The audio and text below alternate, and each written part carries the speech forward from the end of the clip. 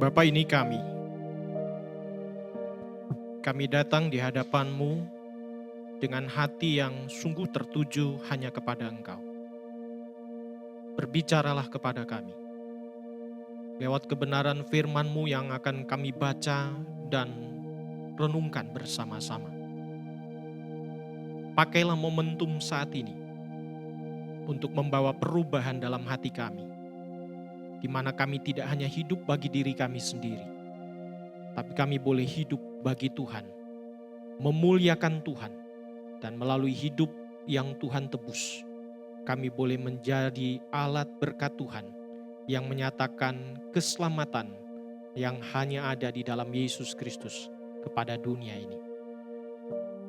Ini doa kami, pimpin kami, sembunyikan hamba-Mu di balik salib-Mu, dan biarkan di dalam pemberitaan ini nama Tuhan saja yang dimuliakan.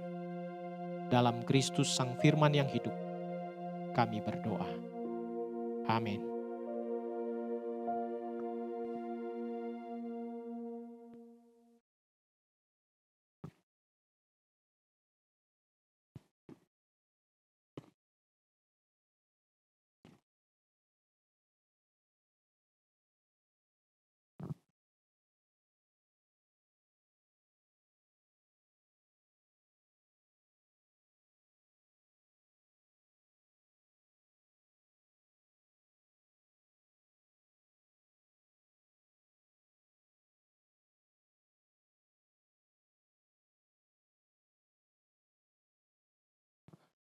Shalom. Selamat pagi menjelang siang. Pagi apa siang? Pagi apa siang? Pagi ya? Oke, pagi. Kita setuju mengatakan ini masih pagi. Ya, di atas jam 11 baru siang ya. Oke. Puji nama Tuhan, hari ini Tuhan mempercayakan sebuah kesempatan yang tidak disengaja. Boleh hadir di sini untuk menyampaikan firman Tuhan. Tadi saya bercanda dengan Kok Kris ya. Saya pemain cadangan. Ya, bercanda. Pemain cadangan bukan berarti sesuatu yang levelnya lebih rendah gitu ya. Kok Kris tadi menghibur saya dengan kata-kata pemain cadangan berarti udah profesional, Pak. Ya, pemain cadangan bukan berarti seseorang yang dipakai kemudian ya. Tapi puji Tuhan, Tuhan masih mau pakai, intinya di situ ya. Mau pemain utama, mau pemain cadangan, kalau di bola kaki itu ada levelnya. Tapi di dalam Tuhan semua orang bisa dipakai. Hari ini seharusnya yang menyampaikan firman Tuhan adalah penginjil Samuel ya. Tapi beliau berhalangan karena sakit dan digantikan oleh saya. Teman-teman, firman Tuhan yang akan kita dengarkan pada kesempatan ini terambil dari Hosea 13 ayat 1-16. Dengan tema kesombongan yang menghancurkan. Saya mengajak teman-teman untuk membacakan bagian firman Tuhan ini cukup panjang, ada kurang lebih 15-16 ayat. Saya mengajak kita baca bersama bergantian dari ayat pertama sampai kedua. Silakan dibuka kitab sucinya yang elektronik di HP masing-masing atau yang bawa manual silakan dibuka. Hosea 13 ayat 1 sampai 15 atau 16 kalau dalam bentuk elektronik. Saya ajak kita baca bergantian, ayat 1 saya, ayat 2 teman-teman sekalian bergantian sampai ayat yang terakhir. Demikian firman Tuhan. Ketika Efraim berbicara, gemetarlah orang. Ia disanjung-sanjung di Israel, tetapi ia bersalah karena Baal, lalu matilah dia.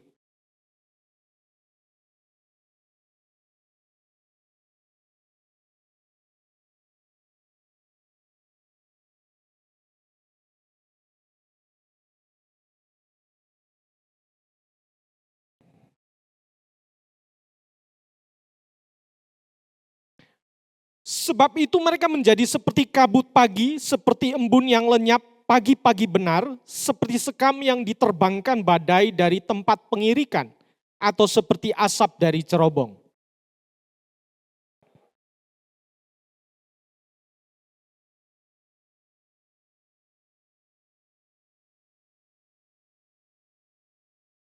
Akulah yang memperhatikan engkau di padang gurun, di tanah yang gersang.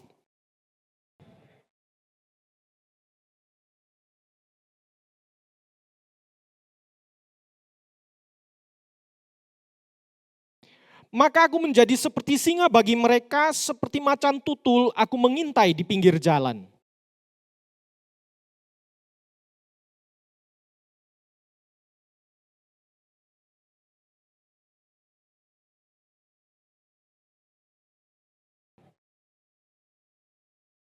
Engkau binasa, hai Israel, karena engkau melawan aku, melawan penolongmu.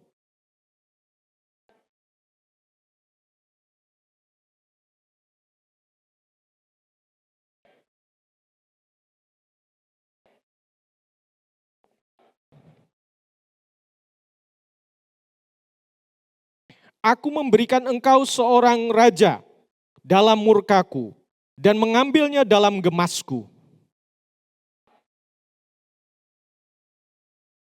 Rasa sakit bersalin mendahului kelahirannya, tetapi ia anak yang tidak bijaksana.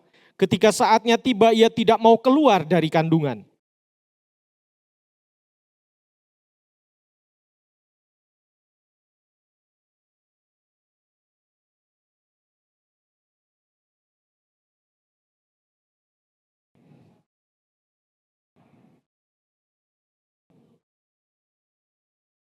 Sekalipun ia tumbuh subur di antara rumput-rumput, maka angin timur, angin Tuhan akan datang, bertiup dari padang gurun, mengeringkan sumber-sumber airnya, dan merusakkan mata-mata airnya. Dirampasnya harta benda, segala barang yang mewah.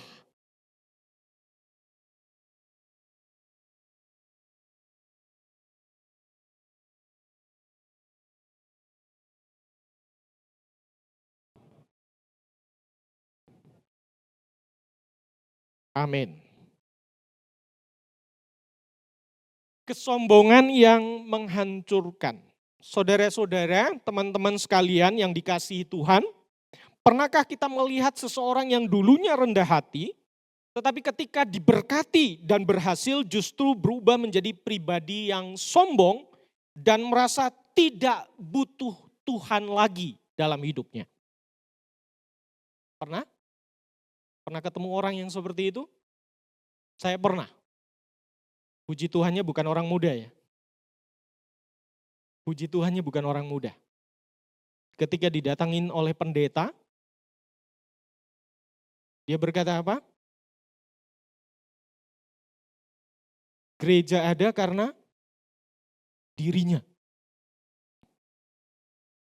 Dan semua yang diperolehnya, yang diberikan juga kepada gereja adalah karena usaha dan kerja kerasnya dari masa mudanya. Orang ini memang berhasil. Dia punya banyak hal. Dia orang yang sangat mendisiplin dirinya demikian rupa dalam belajar dan juga dalam bekerja. Sampai usianya di atas 40, 50, 60 tahun waktu saya ketemu orang ini. Orang ini bukan orang yang biasa-biasa. Punya beberapa rumah dan punya usaha. Setelah masa pensiunnya dia punya usaha sendiri. Dan dia selalu membanggakan diri karena dibandingkan dengan teman-temannya dia jauh lebih berhasil. Dan dia menganggap itu semua adalah pencapaian oleh karena kerja kerasnya. Dia lupa akan Tuhan. Dia merasa bahwa segala yang dia miliki adalah hasil kerja kerasnya semata-mata. Teman-teman, kesombongan seringkali tidak muncul di saat susah. Ya. Tetapi seringkali kesombongan itu muncul di saat seseorang berada dalam kondisi berlimpah.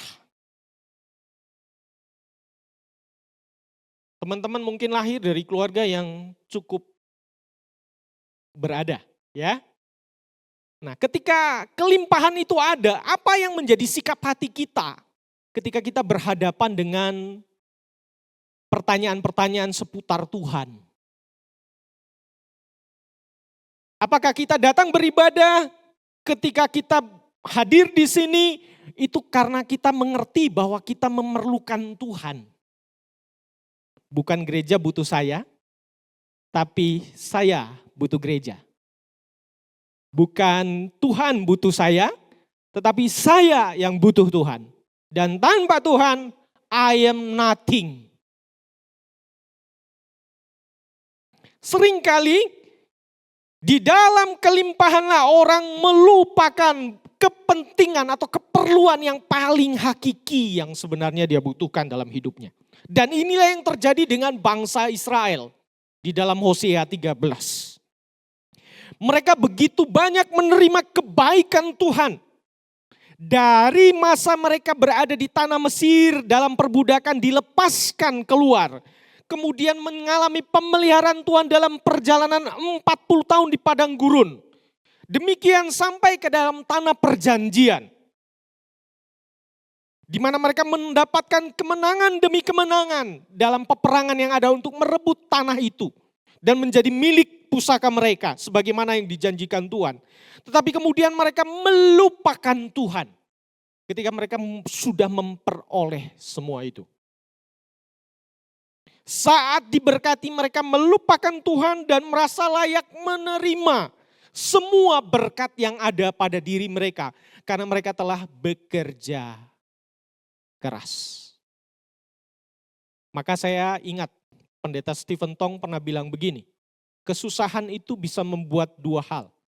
Orang bergantung kepada Tuhan atau membawa orang pada keberhasilan dan membuat orang mengeraskan hatinya dan berkata, I didn't need God. Kenapa? Karena dia merasa bahwa di dalam kesusahan yang dia lewati, dia mencapai keberhasilannya karena kerja kerasnya sendiri. Karena usahanya sendiri. Karena itu perlu berhati-hati. Baik pada kelimpahan maupun dalam kesusahan. Hati orang Israel di dalam bagian yang kita baca ini ditinggikan dan mereka bukan hanya jatuh pada kesombongan, tetapi dosa lain, yaitu dosa penyembahan berhala. Teman-teman yang terkasih dalam Tuhan, karena itu dari bagian yang kita baca, dari ayat yang demikian panjang, dari ayat 1 sampai 16 tadi, atau dari ayat 1 sampai pasal 14 ayat 1 tadi, kita akan belajar 3 kebenaran yang dinyatakan di dalam Hosea pasal 13 ini. Yang pertama, kesombongan itu berawal dari melupakan Tuhan. Kesombongan berawal dari melupakan Tuhan, mengabaikan Tuhan. Ayat 4 dan 6 berkata dengan jelas di sana dikatakan demikian.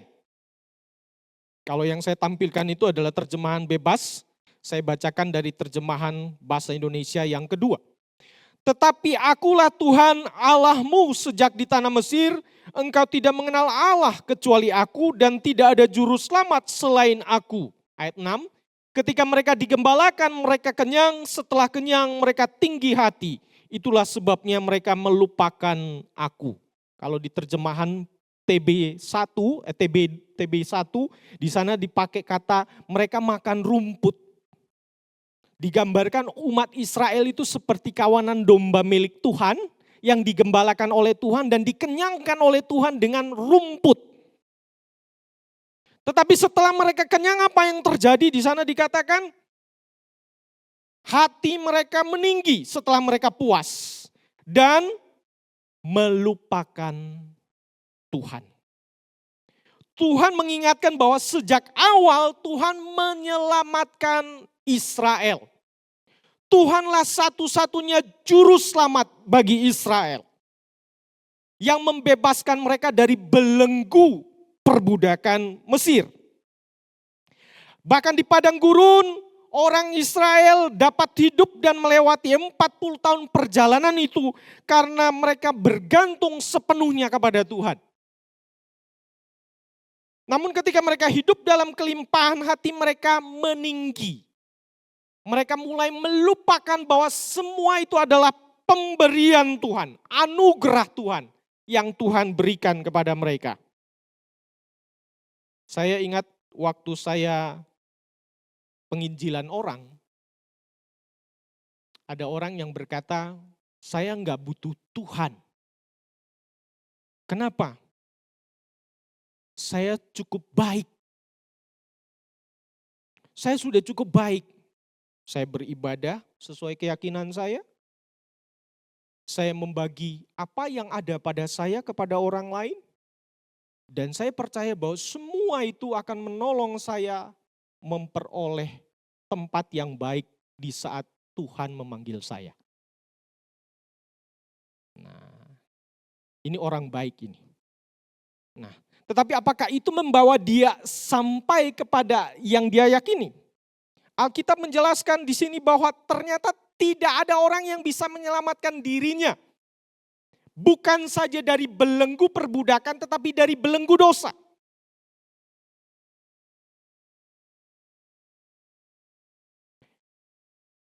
Kalau Israel di sana dikatakan mereka diselamatkan oleh Allah. Allah satu-satunya juru selamat. Tidak ada juru selamat selain aku. Ayat 4 bagian B.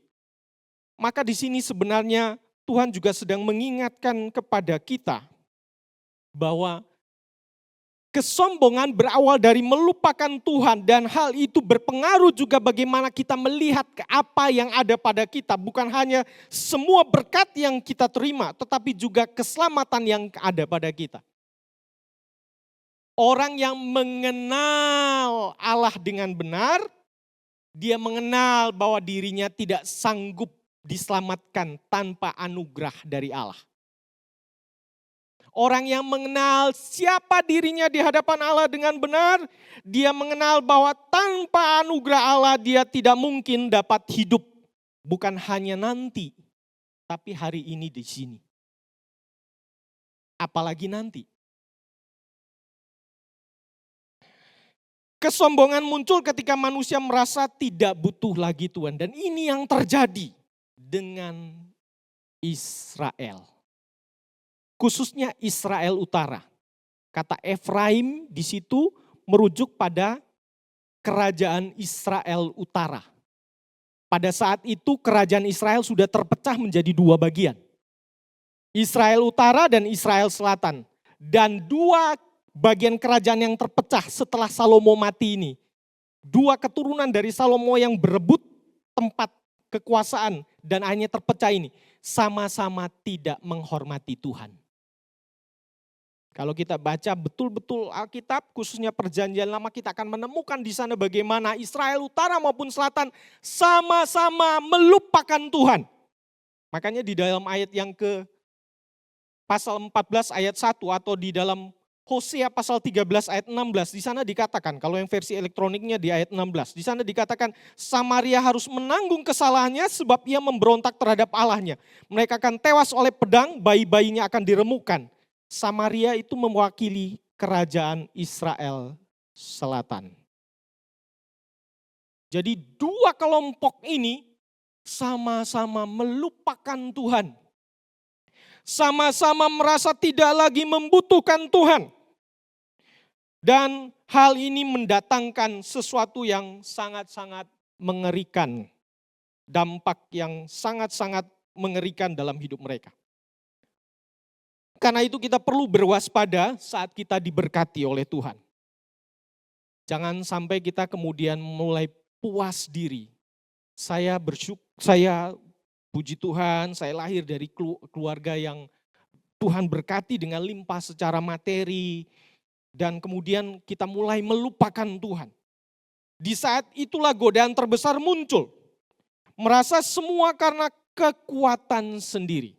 Saya ingat waktu saya menjadi gembala sekolah di sebuah sekolah Kristen, di SMA yang saya gembalakan, itu hampir tiap hari ada omongan guru yang sampai ke telinga saya yang mengatakan begini, Pak, mereka itu saling suka menonjolkan diri, murid-murid di sekolah itu saling suka menonjolkan diri, apa? Bersaing dengan membawa apa? Uang saku yang besar, traktirin teman. Kemudian ngomongnya, wah satu saat nanti saya begini. Papa saya sudah siapin ini, begini, begitu, begini, begitu, begini, begitu, begini, begitu. Bangga dengan apa yang orang tua punya. Ya, orang tua bisa saja Tuhan berkati dengan kelimpahan tertentu secara materi.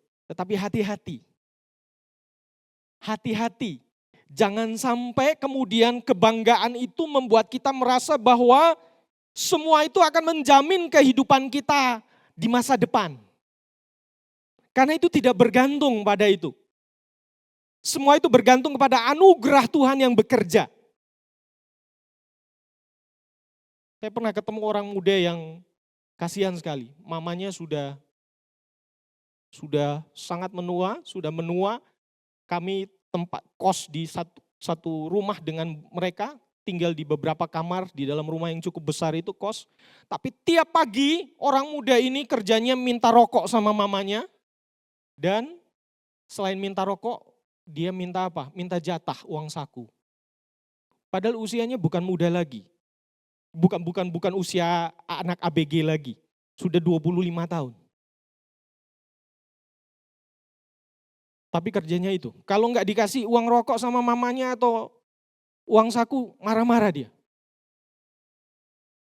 Itu yang satu kos-kosan di situ semua itu hamba Tuhan itu. Ya, ada mahasiswa teologi semua di situ. Kami yang suka nasihati dia. Nyo, kamu kok kayak gitu sama mama? Ya. Kamu udah berusia, harusnya kamu yang menolong mama. Kenapa bisa begini? Ternyata cerita punya cerita karena waktu masa muda dia merasa puas dan dia tidak studi dengan baik. Dengan bertanggung jawab. Dia merasa bahwa masih ada papanya yang bisa dia sandarin dan diandalkan. Dan memang keluarga mereka cukup berpunya.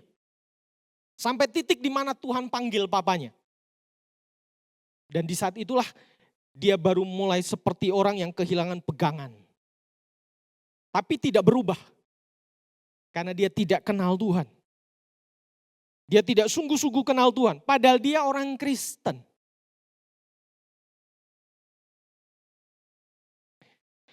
Karena itu berhati-hatilah, waspadalah saat kita diberkati.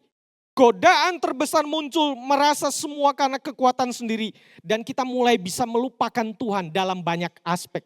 Kita mulai lupa berdoa, mulai lupa beribadah. Kita mulai lupa firman Tuhan karena merasa kita baik-baik saja kok. Teman-teman di Jepang kenapa misi di Jepang itu sulit untuk dilakukan? Bukan karena orang Jepang itu orang-orang yang bodoh. Tapi karena di sana mereka sudah merasa puas.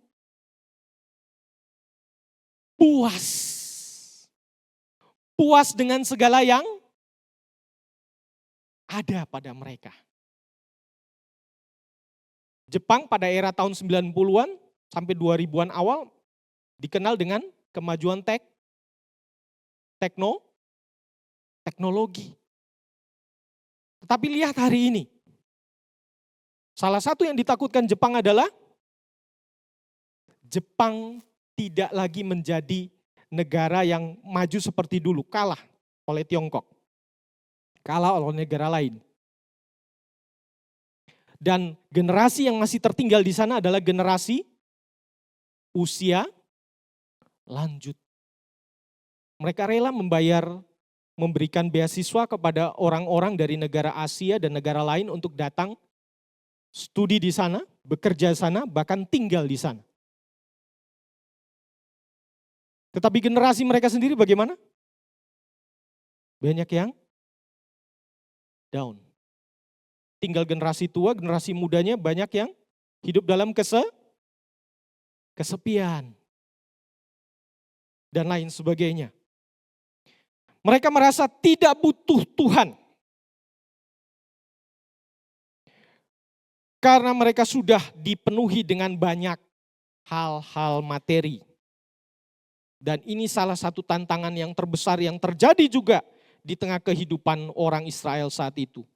Mereka tergoda untuk mulai melupakan Tuhan dalam hidup mereka. Karena mereka merasa sudah cukup kenyang dan puas dengan segala yang ada. Yang kedua, bagian kebenaran kedua yang hendak disampaikan lewat bagian Hosea 13 ini adalah Terdapat dari ayat 1 sampai yang ketiga. Kesombongan membawa pada penyembahan yang palsu. Kesombongan membawa pada penyembahan yang palsu. Ayat 1 dan 2, demikian firman Tuhan. Ketika Efraim berkata-kata, orang gemetar. Ia ditinggikan di Israel, tetapi ia menjadi bersalah karena Baal dan mati. Maka sekarang mereka terus berdosa dan membuat patung tuangan dari perak mereka. Efraim seperti yang saya sudah katakan tadi adalah simbol dari kerajaan Israel Utara. Dulu memiliki pengaruh yang sangat besar pada masanya. Tetapi kemudian menjadi kerajaan yang juga tidak setia kepada Tuhan. Efraim adalah keturunan atau anak dari Yusuf. Ya. Dan Yakub memilih memberkati Efraim daripada abangnya. Efraim kemudian menjadi penerus dari keturunan Yusuf. Dari bagian dari 12 suku Israel yang kemudian diberkati oleh Tuhan dalam kehidupannya. Tetapi generasi Efraim yang kemudian menjadi simbol Israel Utara itu, yang besar itu tidak setia kepada Tuhan. Mereka menggantikan Tuhan dengan berhala. Mereka menciptakan Allah-Allah menurut keinginan hati mereka sendiri. Kita lihat itu di sana dikatakan, ia bersalah karena Baal, lalu matilah ia. Bersalah karena Baal, lalu matilah dia. Dan kemudian di bagian ayat kedua dikatakan, mereka semakin berdosa dan membuat bagi dirinya patung tuangan dari perak serta berhala-berhala sesuai dengan kemahiran mereka. Semua buatan para pengrajin. Teman-teman, kecakapan di dalam membuat seni itu kemudian tidak dipakai untuk memuliakan Tuhan, tetapi menciptakan berhala-berhala yang pada akhirnya membawa kerajaan ini, Israel Utara, jatuh pada penyembahan berhala. Teman-teman yang terkasih yang di dalam Tuhan Yesus Kristus, ketika kita menyombongkan pencapaian kita dan menggantikan Tuhan dengan berhala-berhala modern, mungkin hari ini kita berpikir bahwa ya itu kan kerajaan Israel Utara. Hari ini mana ada lagi yang menyembah berhala. Berhala zaman dulu adalah patung buatan tangan. Yang dibuat dari kayu, batu, perak, dan logam-logam mulia lainnya. Tetapi berhala-berhala modern yang ada hari ini adalah berhala-berhala yang sadar tidak sadar kita kejar dalam hidup kita. Uang. Betul, tanpa uang banyak hal yang tidak bisa kita kerjakan. Tetapi apakah uang menentukan segala sesuatu?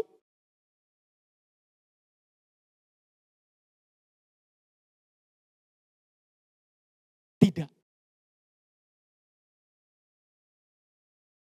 Saya punya teman pelayanan sekarang di Sulawesi Tenggara. Dia mulai pelayanan dia dengan berdoa, dengan bergumul dengan Tuhan. Dan hari ini dia sudah punya anak pelayanan dari panti asuhan laki-laki dan perempuan yang dirintisnya itu cukup banyak. Sudah puluhan orang, laki dan perempuan. Dan bahkan dia menyaksikan bagaimana Tuhan berkarya, bekerja dengan cara yang luar biasa untuk mengadakan semua itu. Sesuatu yang dimulai bersama-sama dengan Tuhan, tanpa berpikir dari mana sponsornya hari itu. Tapi hari ini puji Tuhan, pelayanan itu berkembang dan dipakai oleh Tuhan. Dia beberapa bulan lalu sempat ketemu saya waktu dia kembali ke Malang, dan ikut kursus bikin roti untuk balik lagi ke sana, untuk melatih apa? Melatih anak-anak mereka.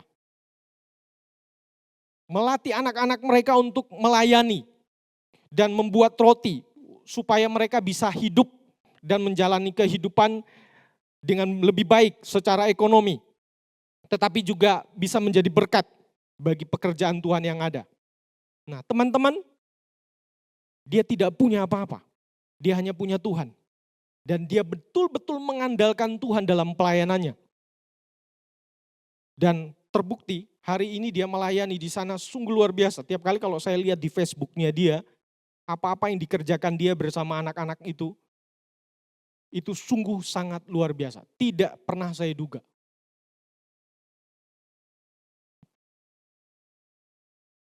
Bagaimana dengan kita?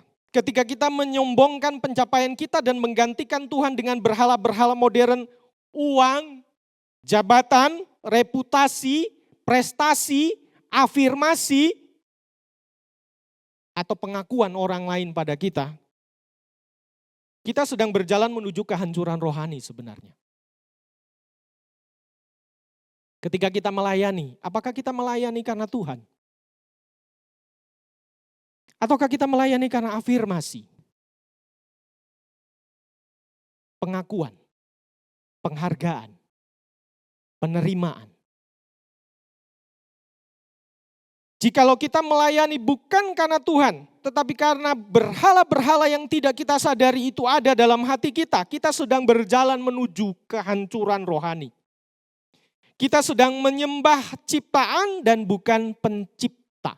Tanpa sadar, ketika kita menaruh berhala-berhala itu, uang, jabatan, reputasi, afirmasi, prestasi, dan sebagainya dalam kehidupan kita, sebagai sesuatu yang menjadi hal yang utama dalam hidup kita, prioritas kita, kita sedang menaruh diri kita lebih daripada Tuhan. Kita sedang menaruh diri kita lebih daripada Tuhan. Kita tanpa sadar sedang meletakkan diri kita yang adalah ciptaan ini pada posisi pencipta. Yang sebenarnya tidak patut mendapatkan penghormatan yang demikian. Dan yang terakhir, bagian ketiga ayat 7-16, kebenaran yang ketiga yang disampaikan lewat Hosea 13 ini adalah hukuman Tuhan bagi hati yang sombong dan murtad. Teman-teman, seringkali sebagai orang Kristen kita menekankan kasih Allah yang begitu besar, tetapi kemudian kita melupakan karakter atau sifat Allah yang lain, yaitu kudus, benar, dan adil. Ketika kita mengabaikan kasih, kita menjadi orang yang begitu kaku, keras, dan tidak punya empati. Tetapi ketika kita mengabaikan keadilan, kekudusan, dan kebenaran Allah, kita menjadi orang yang sesuka kita. Sesuka kita dalam hal apa? Sesuka kita dalam melihat anugerah Allah. Kita tetap hidup di dalam dosa. Kita berpikir kita oke, gak apa-apa, makin berdosa makin dikasihi Allah. Ada orang yang berpikir begitu. Enak jadi orang Kristen. Kenapa? Mau makin berdosa makin dikasihi kok. Tinggal minta ampun aja selesai. Benarkah demikian? Alkitab di dalam bagian ayat 7-16 ini menunjukkan kepada kita bahwa sekalipun Israel adalah milik kepunyaan Allah. Tetapi ketika Israel menjadi sombong dan melupakan Allah, menggantikan Allah dengan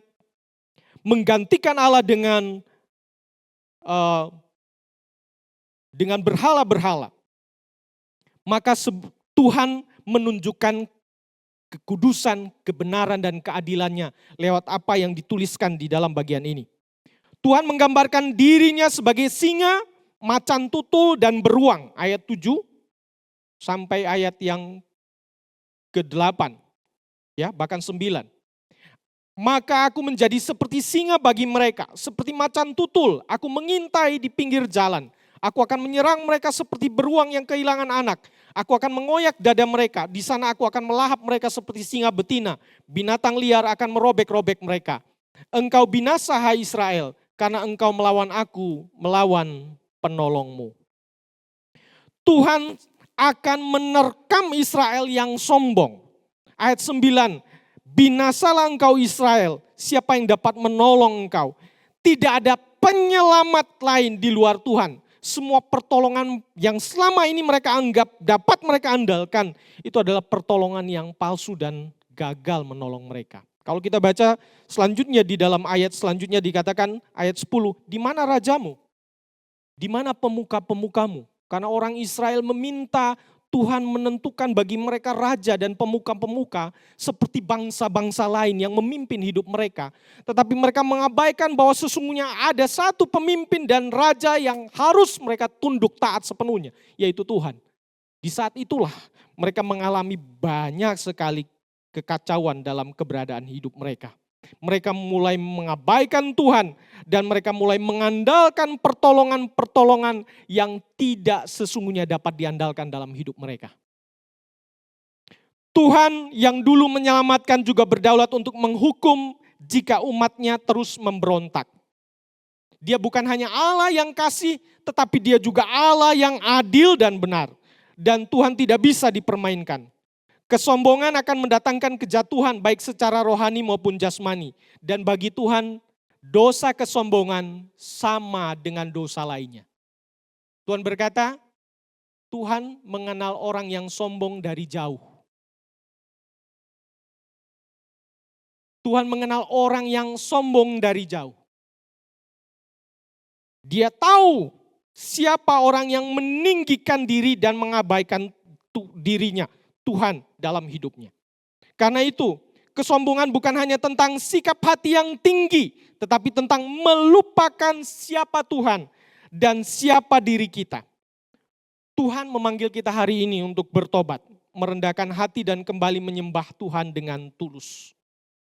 Dan tidak terjebak pada kesalahan yang sama yang berulang kali terjadi dan dilakukan oleh Israel maupun orang-orang yang terdahulu dari diri kita. Sebagai penutup saya ingin menceritakan sebuah tragedi yang terjadi, ya. Kita mungkin tahu ini kapal Titanic, ya. RMS Titanic, kapal yang pada masanya di abad ke-20 itu dianggap sebagai kapal yang paling canggih. Dibuat di sebuah galangan kapal di Irlandia Utara dan kemudian dipakai untuk membawa surat-surat, dikontrak secara khusus oleh Royal Mail Inggris pada tahun 1912 untuk membawa surat-surat dari Inggris ke Amerika, bahkan ke beberapa pelabuhan lainnya saat itu. Dan kapal SS, kapal ini biasa disebut RMS atau Royal Mail Ship atau SS Steamship, kapal uap. Karena itu ada empat corong di atas yang kita bisa lihat. Itu 4 corong itu adalah kapal corong yang membuang uap dari mesin kapal yang canggih saat itu. Menariknya kapal ini ketika dibuat dan diluncurkan, banyak orang yang berkomentar bahwa kapal ini adalah kapal yang hebat dan tidak pernah dapat ditenggelamkan oleh siapapun di muka bumi ini. Dan apa yang terjadi? Dalam pelayaran perdananya tanggal 15 April 1912, RMS atau SS Titanic membawa 2.224 penumpang beserta awak atau kru kapal. Itu berlayar dari Southampton, Inggris menuju New York City melintasi Samudra Atlantik Utara. Dan apa yang terjadi? Tidak ada gelombang pasang yang tinggi yang membuat kapal ini tenggelam. Tapi karena mereka mengabaikan peringatan yang dibunyikan saat itu, bahwa beberapa mil di depan ada gunung es yang dapat menenggelamkan kapal ini. Tetapi kapten kapal mengabaikan hal itu. Dan akhirnya apa yang terjadi? Kapal ini kemudian seperti ilustrasi yang dibuat dan saya dapatkan dari internet oleh para ahli yang kemudian mencoba merekayasa bagaimana kapal ini kemudian tenggelam. Kapal ini hanya dalam hitungan menit setelah menyenggol bagian bawah dari gunung es yang nampak di atas kecil, kelihatan kecil. Dia menganggap remeh gunung es ini. Ternyata di bawah itu ada bongkahan gunung es yang merobek lambung kapal dan 2 palka yang mengakibatkan bocor itu, akhirnya kapal itu tenggelam. 1.500 penumpang dan kru tenggelam dan mati karena hipotermia dan juga karena tenggelam bersama kapal yang ada. Tahun 85 baru bongkahan kapal ini ditemukan di dasar laut Atlantik Utara. Belajar dari peristiwa ini, seperti kapal yang besar yang tenggelam karena satu kebocoran kecil, hidup orang percaya bisa runtuh karena kesombongan yang dibiarkan. Dan seringkali kita tidak menyadari itu. Sampai semuanya terlambat. Hati-hati dengan kesombongan. Mari datang kepada Tuhan dengan rendah hati. Akuilah bahwa semua yang kita miliki hanya berasal dari Tuhan. Dan tanpa Tuhan, kita bukanlah apa-apa dan siapa-siapa. Biarlah kita seperti Yohanes Pembaptis dalam Yohanes 3 ayat 30. Ia harus makin besar, tetapi aku harus makin kecil. Biarkan Tuhan dimuliakan lewat hidup kita. Ketika kita diberkati dengan kelimpahan dalam bentuk apapun, biarkan kita boleh ingat terus bahwa itu semua karena Tuhan. Sehingga kita tidak mengandalkan diri dan mengabaikan Tuhan. Tetapi sungguh boleh mengingat Tuhan dan senantiasa mengembalikan segala kemuliaan hanya bagi nama Tuhan. Mari kita berdoa.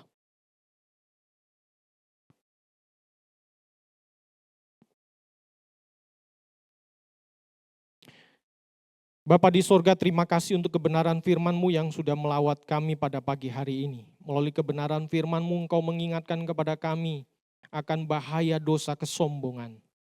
Biarkan kiranya Tuhan Engkau menolong kami untuk ingat bahwa kami hidup dan kami ada karena Tuhan semata-mata. Segala yang ada pada kami, semua milik kami, termasuk tubuh kami, jiwa kami, adalah milik Tuhan.